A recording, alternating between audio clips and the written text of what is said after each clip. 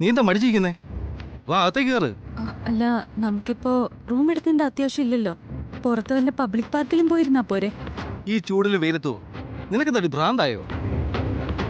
വീട്ടിലാണെങ്കിലും ഞാനും നീ ഒരേ റൂമിൽ വാതിലടച്ച് കിടന്നല്ലേ ഉറങ്ങുന്നത്. ഇവിടെ അങ്ങനെയാണെന്ന് കരുതിയാൽ മതി. വാ, കയറിങ്ങോട്ട് വാന്ന്.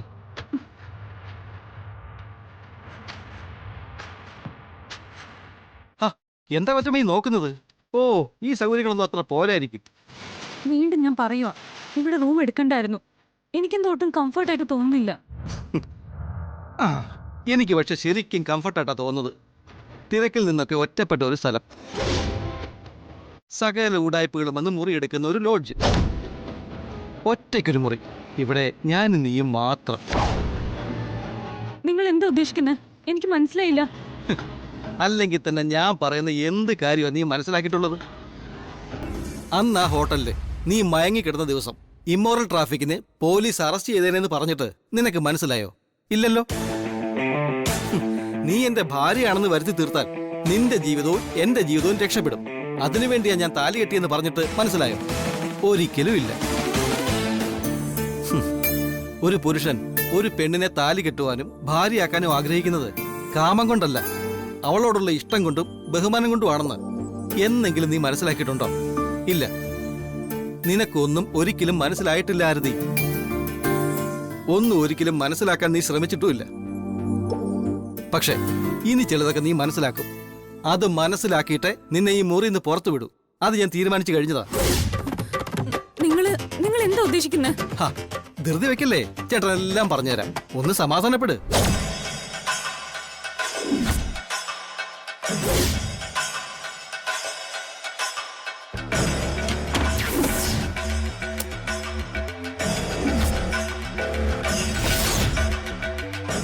എന്തിനാ നിങ്ങൾ വാതിൽ ലോക്ക് ചെയ്യുന്നേ? തുറന്നിട്, ഇവിടെ നല്ല ചൂടാ. അയ്യോ, ഒരു പ്രൈവസിയൊക്കെ വേണ്ടേ ആരതി? ചൂടിന് നമുക്ക് ഫാൻ ഇട്ടാ പോരെ? മാത്രമല്ല, ആരൊക്കെ വരികയും പോവുകയൊക്കെ ചെയ്യുന്ന ലോഡ്ജ് ചെയ്ത് ആ താഴത്തെ പയ്യൻ തന്നെ വന്ന് എത്തി നോക്കിയ മോശമല്ലേ നമുക്ക്? എന്ത് മോശം? നിങ്ങളിത് എന്തിനുള്ള പുറപ്പാടാ? സത്യം പറ, എന്താ നിങ്ങളുടെ ഉദ്ദേശം?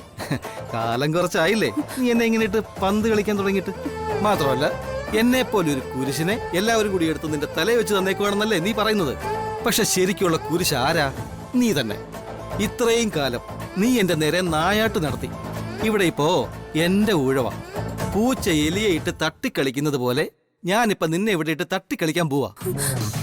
ഇത്രയും നാൾ നീ ചെയ്തതിനൊക്കെ പ്രതികാരം ചെയ്യാൻ ഈശ്വരന്മാർ എനിക്കൊരു അവസരം തന്നതായത്. ഇപ്പൊ ഞാനത് ശരിയായിട്ട് ഉപയോഗിച്ചില്ലെങ്കിൽ നീ പോലും പറയും ഈ മുരളി വേറെ ഒരു മണ്ടനാണെന്ന്.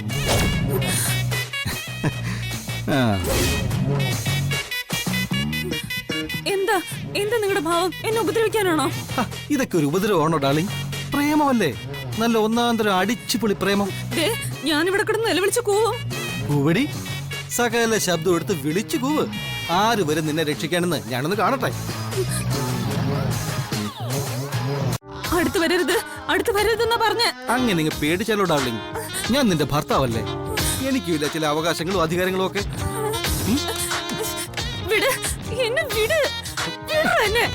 നിർത്തടി. എടാ പോടാതൊക്കെയാണ് ഭർത്താവിനെ വിളിക്കുന്നേ. പറഞ്ഞ കേൾക്കാൻ വേണ്ടി നിനക്ക്.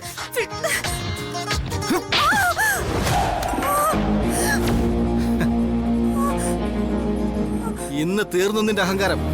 ഇന്ന് തീർക്കുന്നില്ല ഞാൻ.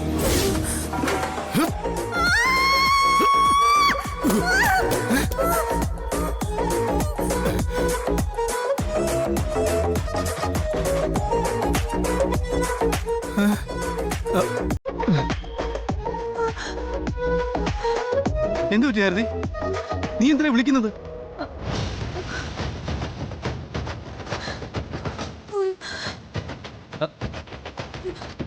അത് ഹോട്ടലിൽ മുറി എടുത്തപ്പോ നമ്മള് രണ്ടുപേരും മാത്രമായി കഴിഞ്ഞപ്പോ നിങ്ങള്. ഓ, ഞാൻ നിന്നെ ഉപദ്രവിച്ചു എന്ന് വിചാരിച്ചല്ലേ? കഷ്ടം. നീ അങ്ങനെയാണോ എന്നെ കുറിച്ച് വിചാരിച്ചിരിക്കുന്നത്? ആരും അത്ര നല്ലവരൊന്നും ആയിരുന്നില്ലല്ലോ. പണ്ടേ എനിക്കറിയാം ദേഷ്യവും പകയും ഒക്കെ എന്നോടുണ്ടെന്ന്. അതുകൊണ്ട് ഞാൻ ഉപദ്രവിക്കുന്നതാണോ? പിന്നല്ലാതെ.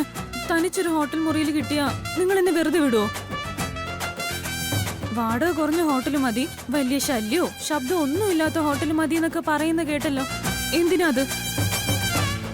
ഞാൻ നിലവിളിച്ചാൽ പോലും ആരും ഓടി വരരുത്, രക്ഷിക്കരുത്, അതല്ലേ ഉദ്ദേശം? കറക്റ്റ്.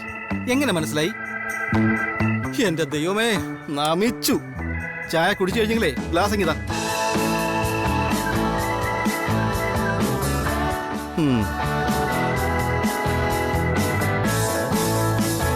എത്ര ചേട്ടാ? 20 രൂപ.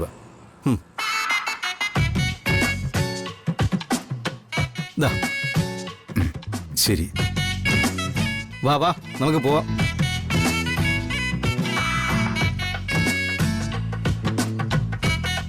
അതെ, നീ വിചാരിക്കുന്ന പോലെ നിന്നെ ഉപദ്രവിക്കാനോ പ്രതികാരം ചെയ്യാനോ ഒന്നുമല്ല ഞാൻ റൂം എടുക്കാമെന്ന് പറഞ്ഞത്.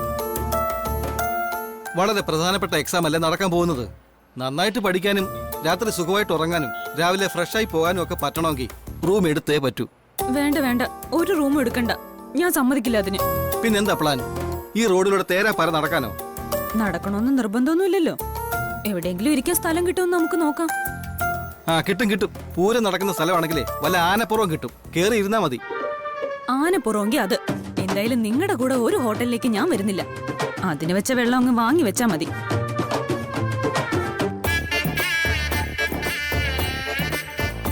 എന്റെ ഭഗവാനെ, ഏത് നേരത്താണ് ഇവിടെ അടുത്ത് തലേ വെക്കാൻ തോന്നിയത്?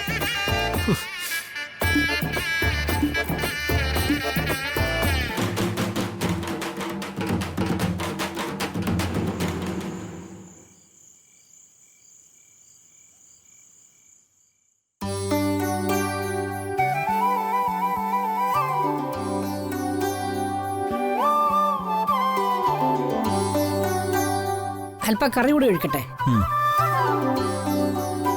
മതി മതി.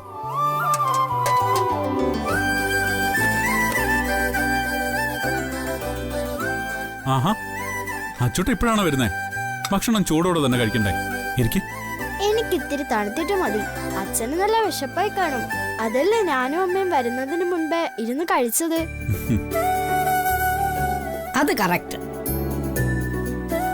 ഇന്നൊരാനയെ പിടിച്ച് തിന്നാനുള്ള വിശപ്പണ്ട് പുഷ്പം ചേട്ടാന്ന് പറഞ്ഞുകൊണ്ടാ പ്രസാദ് വന്നത്. അച്ചൂട്ടൻ ഒറ്റ നോട്ടത്തിലെ കാര്യം മനസ്സിലായല്ല.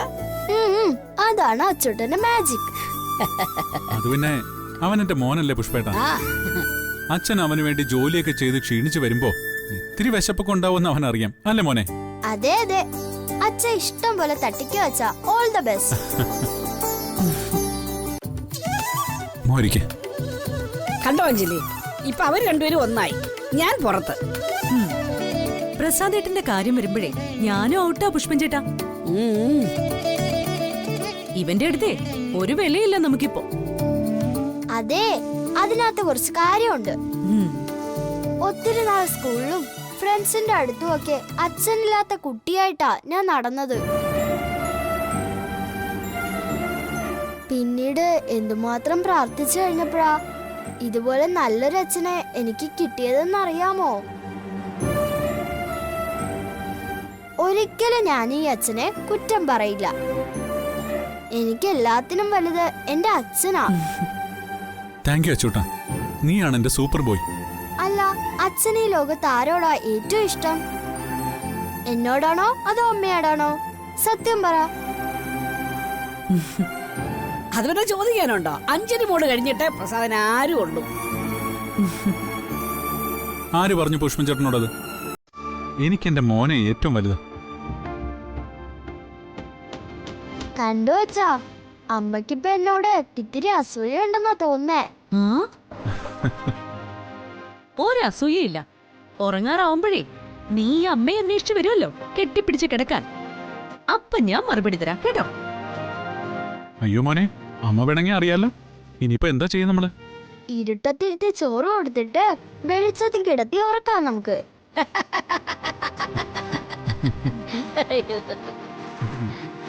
എന്താ ഇവിടെ ഭയങ്കര കളിയും ചിരിയൊക്കെ? അതെന്താ, നിങ്ങൾക്ക് മാത്രം മതിയോ ചിരിയും കളിയൊക്കെ? ഞങ്ങൾക്ക് വേണ്ടേ? അതെ, ഈ ഹരിയും ആര്യയൊക്കെ വിചാരിച്ചിരിക്കുന്നത് നമ്മുടെ വയസ്സന്മാരാണ്, തമാശ പറയാൻ പാടില്ല എന്ന്. ഞാനിതിനൊന്നും പറഞ്ഞില്ലല്ലോ. പുഷ്പം ചേട്ടൻ വെറുതെ എന്നെ ഇതിനിടയിലിടല്ലേ. ഓ, നിനക്ക് മാത്രം എന്താ ഇത്ര പ്രത്യേകത? ഹരി, നീയൊക്കെ ഇനി കുറച്ച് സൂക്ഷിച്ച സംസാരിക്കാവൂ ആര്യയുടെ അടുത്ത്. ഇവള് നമ്മളാരും വിചാരിച്ച കക്ഷിയല്ല. പലതും ഒളിച്ചു വെക്കാനും മറച്ചു പിടിക്കാനും ഒക്കെ നല്ല സാമർഥ്യമുള്ള ആളാ, അല്ലേ ആര്യേ? ഈശ്വര, തൃപ്പങ്കോട്ടെ സുഭദ്രാമയുടെ അനുജത്തിമാരാണ് ഞങ്ങളെന്ന് പ്രസാദേട്ടന് മനസ്സിലായോ? എന്താ ആര്യേ, നാഥൻ സാറിനെ അറിയാമോ? അന്ന് വർമ്മൻ സാറിന്റെ അവിടെ കല്യാണത്തിനും പിന്നീട് അവാർഡ് ഫംഗ്ഷനൊക്കെ വന്ന നാഥൻ സാറിനെ ചോദിച്ചു കേട്ടില്ലേ? ആര്യക്ക് അറിയാൻ വലിയേട്ടാ. നിന്നോട് ഞാൻ ചോദിച്ചോ? ആര് പറഞ്ഞിട്ട് പോയാലും വലിയേട്ടന് മറുപടി കിട്ടിയാ പോരെ. ഞാനാ ആര്യയെ നാഥൻ സാറിന് പരിചയപ്പെടുത്തി കൊടുത്തത്. ആര്യ നാഥൻ സാർ ആവശ്യപ്പെട്ട കുറച്ച് പടവും വരച്ചു കൊടുത്തു. ചേടാ, ഇതൊക്കെ എപ്പോ നടന്നു? ഞാനിതൊന്നും അറിഞ്ഞില്ലല്ലോ. എന്താ മോളെ ഇക്കാര്യം നീ എന്നോട് പറയാഞ്ഞത്? ഞാനാണെങ്കിൽ നാഥൻ സാറിനെ ഇതുവരെ കണ്ടില്ലല്ലോ എന്ന വിഷമത്തിലായി ഇപ്പോഴും. നമ്മുടെയൊക്കെ ജീവിതം തകർക്കാൻ നടക്കുന്ന മേഘനാഥനാണ് വല്യജി. ഇവര് പറയുന്ന ഈ നാഥൻ സാർ നമ്മുടെയൊക്കെ ചിത്രങ്ങൾ വരച്ചെടുപ്പിച്ച് വേട്ടയാടാൻ തീരുമാനിച്ച് നടക്കുന്ന ആ മൃഗത്തിനെ കാണാത്തതിനാണോ വല്യജിക്ക് വിഷമം?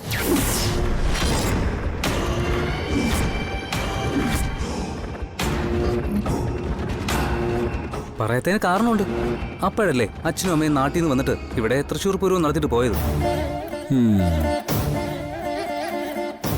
നിങ്ങൾ രണ്ടാളും ആണെങ്കിൽ ആരുടെയോ കല്യാണം കൂടാൻ ഗുരുവായൂരും പോയിരുന്നു. ഓ, ആ സമയത്താണോ? ശരി ശരി. അങ്ങനെ വിട്ടുകളയല്ലേ അഞ്ജലി, ഇനി ചോദ്യങ്ങൾ ബാക്കി കിടക്കല്ലേ? എന്ത് ചോദ്യങ്ങള്? ആരുടെ പടങ്ങളാ ആര്യേ നീ നാഥൻ സാറിന് വരച്ചു കൊടുത്തേ?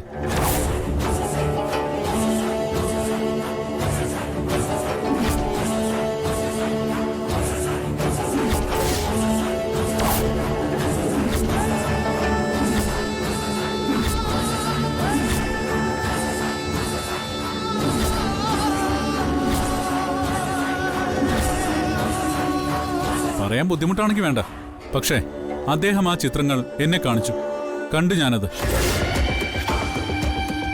എന്റെ ദൈവമേ, അഞ്ജലി ചേച്ചിയുടെ ചിത്രമാണ് ഞാൻ അയാൾക്ക് വരച്ചു കൊടുത്തതെന്ന് പ്രസാദേട്ടൻ അറിഞ്ഞോ? എന്ത് മറുപടി പറയും ഇതിന് ഞാനിനി? ഏതായാലും ആര് ഇത്രയും ഇടിക്കുകയാണെന്ന് ഞാൻ അറിഞ്ഞില്ല കേട്ടോ. കൺഗ്രാറ്റുലേഷൻസ്.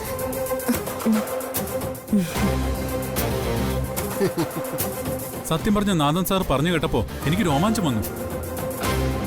അങ്കിൾ എന്താ പറഞ്ഞത്? പറയാം മോനെ. അഞ്ജലി, ഇയാളും കേൾക്കണം. സാറിന്റെ ബന്ധുക്കളായ 3 പെൺകുട്ടികളുണ്ടായിരുന്നു.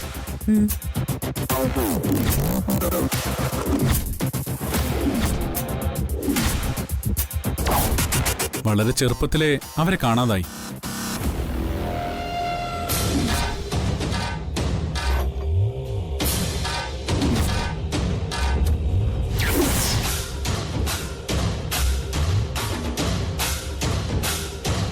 കാണാതെ പോയ അവര് ഇപ്പൊ എങ്ങനെയുണ്ടെന്ന് ആർക്കും അറിയില്ല.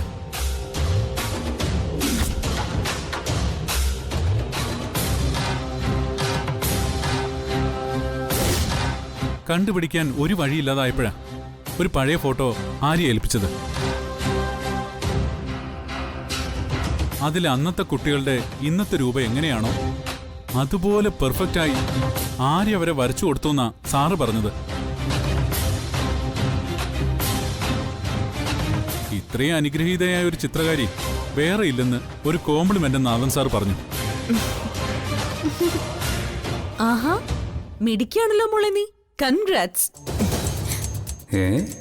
ആര്യ വരച്ചത് ഇങ്ങനെയുള്ള ചിത്രങ്ങളായിരുന്നു. അത് കണ്ടില്ല എന്ന് പറഞ്ഞാൽ നാണക്കേടാ. അല്പം പൊക്കിയടിച്ചേക്കാം. അതെ അതെ,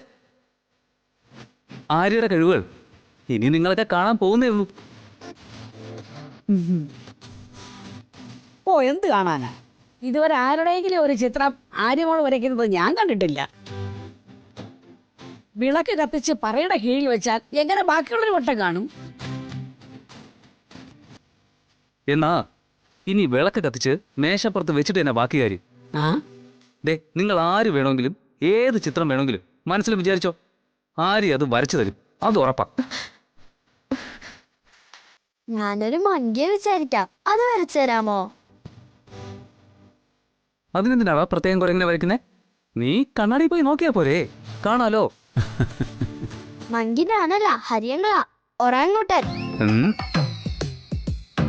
ആ അത് നല്ലൊരു ഐഡിയ ആണല്ലോ. അങ്ങനെയാണെങ്കിലേ ഈ അസുലഭ അവസരം പാഴാക്കാതെ നിങ്ങളങ്ങ് വിവരിച്ചു കൊടുത്താൽ മതി. ഏത് ചിത്രവും ആര്യ വരയ്ക്കും. ആർക്കാരുടെ പടം വരയ്ക്കണമെന്ന് ആദ്യം പറയാം.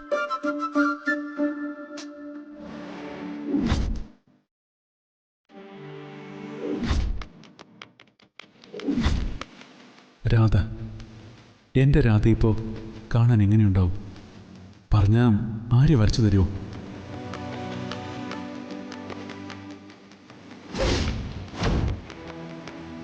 വലിയേട്ടനത് ആരെ വരയ്ക്കാനാ പറയുന്നേ? എൻ്റെ മനസ്സിലുള്ളൊരു രൂപ കണ്ടിട്ട് ഒരുപാട് നാളുകളായി. ആ കുട്ടി എങ്ങനെയുണ്ടാവും ഇപ്പോൾ എന്ന് വരച്ചു തരാൻ പറ്റുമോ? കൃത്യമായിട്ടങ്ങ് പറഞ്ഞു കൊടുത്താ ആരുടെ ആയാലും പടം ആര്യ വരയ്ക്കും. അതൊക്കെ കൃത്യമായിട്ട് ഞാൻ പറഞ്ഞുതരാം. ആ മുഖം ഒന്ന് വരച്ചു തന്നാൽ മതി. ഞാൻ ശ്രമിക്കാം പ്രസാദേട്ടാ. ആ എന്തായാലും എല്ലാരും ഭക്ഷണം കഴിക്കാൻ ആദ്യം, എന്നിട്ട് മതി ചിത്രരചനയൊക്കെ.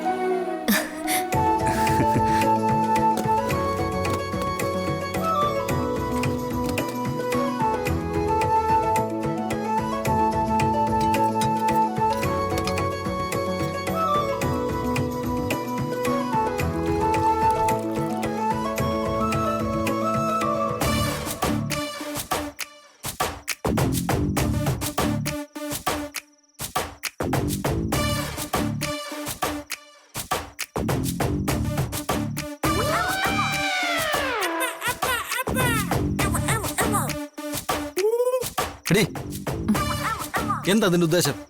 കണ്ടിട്ട് മനസ്സിലായില്ലേ? ഞാൻ പഠിക്കുക. നാളെ KS പരീക്ഷ എഴുതണം, അതാണ് ഉദ്ദേശം. അതെനിക്ക് മനസ്സിലായി. പക്ഷെ ഇത് നിന്റെ അമ്മാവന്റെ വീടല്ല, ഈ നാട്ടിലെ പബ്ലിക് പാർക്കാ. ഒരു സമയം കഴിഞ്ഞാ ഇവിടെ നിന്ന് എഴുന്നേറ്റ് പോണോ എല്ലാവരും? അങ്ങനെ നിയമമൊന്നുമില്ലേ രാജ്യത്ത്? ഇന്ന് രാത്രി ഇവിടെ ചെലവഴിച്ച എന്താ കുഴപ്പം? അത് മനസ്സിലായില്ല. അയ്യോടാ, അങ്ങനെ രാത്രി കിടന്ന് ഉറങ്ങാനല്ല സർക്കാർ ഇത് പണിതിട്ടിരിക്കുന്നത്. മനുഷ്യർക്ക് അല്പം വിനോദത്തിനും വിശ്രമത്തിനും വേണ്ടിയിട്ടാ. പകലും വൈകുന്നേരം ഒക്കെ ആൾക്കാർ ഇവിടെ വന്നത് നീ കണ്ടില്ലായിരുന്നോ? ആ, ഞാൻ ശ്രദ്ധിച്ചില്ല. എന്നാ ഞാൻ ശ്രദ്ധിച്ചായിരുന്നു. എത്രയോ പ്രണയ ജോഡികളോട് വന്നിരുന്നു അറിയോ നിനക്ക്? ഐസ്ക്രീം കഴിച്ചും കപ്പലണ്ടി കുറിച്ചും അവർ സല്ലപിച്ചും കളിച്ചും ചിരിച്ചും സന്തോഷിച്ചു കഴിഞ്ഞിട്ടാ അവർ എഴുന്നേറ്റ് പോയത്. നീ കാണാത്തതാ. ആ, നിങ്ങള് നാട്ടുകാരെ സല്ലപിക്കുന്നത് നോക്കിയിരുന്നു. എനിക്കതിന് എന്ത് ചെയ്തം? ആളെ വിട്, എനിക്ക് പഠിക്കാനുണ്ട്. അവരെ പോലെ തന്നെ ഒരു യുവാവാണ് ഞാനും. ഇത്തിരി ഇഷ്ടവും മധുര വാക്കുകളും റൊമാൻസും ഒക്കെ ആഗ്രഹിക്കുന്ന ഒരു മനസ്സ് എനിക്കും ഉണ്ട്. പക്ഷേ എന്റെ തലവര മാറിപ്പോയി. നിന്നെ പോലൊരു ശൂർപ്പണകയുടെ വായിലിരിക്കുന്നത് കേട്ട് ബാഗും ചുമന്ന് നടക്കാനായി എന്റെ വിധി. അത്ര തന്നെ. ആ, സത്യം പറഞ്ഞാൽ നിങ്ങൾക്ക് പറ്റിയ പണി അതാ. മനുഷ്യര് ജനിക്കുമ്പോഴേ ഈശ്വരൻ അവരുടെ തലയിൽ ഓരോന്ന് എഴുതി വെച്ചിട്ടുണ്ടാവും. എത്ര തേച്ചാലും മാച്ചാലും അത് പോവില്ല. അല്ലെങ്കിൽ എന്റെ കാര്യം തന്നെ നോക്ക്, എത്ര നല്ല പെൺകുട്ടിയായിരുന്നു ഞാൻ. പക്ഷെ നിങ്ങളെ പോലൊരു കോന്തനെയാ എനിക്ക് വിധിച്ചത്. തലയിൽ എഴുത്ത് അത്ര തന്നെ. ഓ, ഞാൻ അങ്ങോട്ട് പറഞ്ഞത് ഇങ്ങോട്ട് പറഞ്ഞ് പ്ലേറ്റ് മറിച്ചിടണ്ട. മാത്രമല്ല ഇങ്ങനെ പ്രസംഗിച്ചോണ്ട് അധിക നേരം ഇവിടെ ഇരിക്കുകയെന്ന് വിചാരിക്കണ്ട. ഞാൻ പറയുന്നത് കേട്ടാ നിനക്ക് കൊള്ളാം, അത്ര തന്നെ.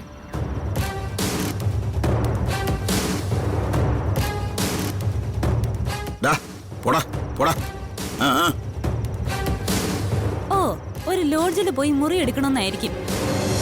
അതിനുള്ള വെള്ളം നിങ്ങൾ അങ്ങ് വാങ്ങി വെച്ചേക്ക്, അത്ര തന്നെ. ഓ എന്റെ ആരതി, ഇവിടെ നിൽക്കുന്നത് വലിയ റിസ്കാ. നിനക്ക് ഇതിന്റെ ഗൗരവം ഇനി മനസ്സിലാകാത്ത എന്താ? അതിനേക്കാൾ വലിയ റിസ്കാ മുറി എടുക്കുന്നത്. എനിക്കതിന് മനസ്സില്ല, അത്ര തന്നെ.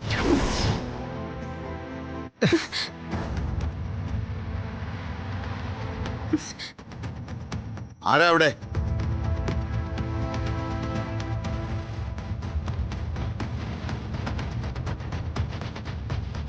എന്താടാ ഇവിടെ ഒരു ചുറ്റിക്കളി? ഏയ്, ചുറ്റിക്കളി ഒന്നുമില്ല സർ. ഏതാടാ ഒരുത്തി നിന്റെ പുറകിൽ നിൽക്കുന്നത്? ഇങ്ങോട്ട് നീങ്ങി നിൽക്കടി, മുന്നോട്ട്. ആരാടി നീ? ഇവിടെ എന്താണ് ഈ സമയത്ത് കാര്യം? എന്തിനാടി നീ കരയുന്നത്? ഞങ്ങൾ ആരെങ്കിലും ഉപദ്രവിച്ചോ? പേടിച്ചിട്ടായിരിക്കും സർ, എന്റെ ഭാര്യ. ഭാര്യ? ഞങ്ങൾ ഇങ്ങനത്തെ കുറെ ഭാര്യമാരെയും ഭർത്താക്കന്മാരെയും ഒക്കെ ഡെയിലി കാണുന്നതാ. ഞങ്ങളെ മെനക്കെടുത്താതെ വേഗം സ്ഥലം കാലിയൊക്കെ നോക്ക്. സത്യമായിട്ട് ഞാൻ ഇയാളുടെ ഭാര്യ സർ. ദാ താലിയുണ്ട്. ഹ, കൊള്ളാം. താലി വിവാഹ സർട്ടിഫിക്കറ്റ് ഒക്കെ ഉണ്ടെങ്കിലേ വളരെ നല്ല കാര്യം. പക്ഷെ രണ്ടാളും ഇവിടെ നിൽക്കണ്ട, ഇറങ്ങിക്കോ ഇവിടുന്ന്. മാഡം, നാളെ ഇവൾക്കൊരു ടെസ്റ്റ് ഉണ്ട്, KS ടെസ്റ്റ്. അതിനായി വന്നതാ ഞങ്ങള്. ഇവിടെ പരിചയക്കാരുമില്ല. ഈ രാത്രി ഇവിടെ കഴിഞ്ഞിട്ട് രാവിലെ എക്സസൈസ് സെന്ററിൽ പോയിക്കോളാം. അപ്പോഴേ മോനെ, ഇത് ഹോട്ടലൊന്നുമല്ല, പബ്ലിക് പാർക്കാ. ഒരു സമയം കഴിഞ്ഞാൽ ഇതിനകത്ത് നിൽക്കാൻ ഒരു പൂച്ചക്കുഞ്ഞിനെ പോലും ഞങ്ങൾ സമ്മതിക്കില്ല. അസമയത്ത് ഇരുട്ടിന്റെ മറവിൽ ലഹരി മരുന്നുൾപ്പെടെ ഒരു ബിസിനസ് നടത്താൻ ഞങ്ങൾ സമ്മതിക്കില്ലെന്നർത്ഥം. ഭാര്യ ഭർത്താവാണെന്നല്ലേ പറഞ്ഞത്? ID പ്രൂഫായിട്ട് ചെന്നാ ഏതെങ്കിലും ഹോട്ടലിലോ ലോഡ്ജിലോ റൂം കിട്ടും. അറിയാം മാഡം, പക്ഷെ ഇവിടെ പരിചയമില്ലാത്ത സ്ഥലമായതുകൊണ്ട് മുറിയെടുക്കാൻ ഇവൾക്ക് പേടിയാണെന്ന് പറയുന്നു. അതിനർത്ഥം തന്നെ ഇവൾക്ക് വിശ്വാസമില്ലെന്നാ. ഒരു പുരുഷൻ കൂടെ ഉള്ളപ്പോ നിങ്ങൾ പേടിക്കേണ്ട കാര്യം എന്താ? അതെ, കൂടുതൽ ചർച്ചയൊന്നും വേണ്ട. നിന്ന് സമയം കളയാതെ വേഗം ഇറങ്ങാൻ നോക്കാൻ. സർ പ്ലീസ്, ഈ ഒരു രാത്രി. പറഞ്ഞ മനസ്സിലാവില്ലേടാ. എന്നാ പിന്നെ എനിക്കറിയാം നിന്നെയൊക്കെ എങ്ങനെ ഇറക്കി വിടണമെന്ന്. Please sir, please please. എടുക്കടി നിന്റെ ഭാഗം പുസ്തകമൊക്കെ.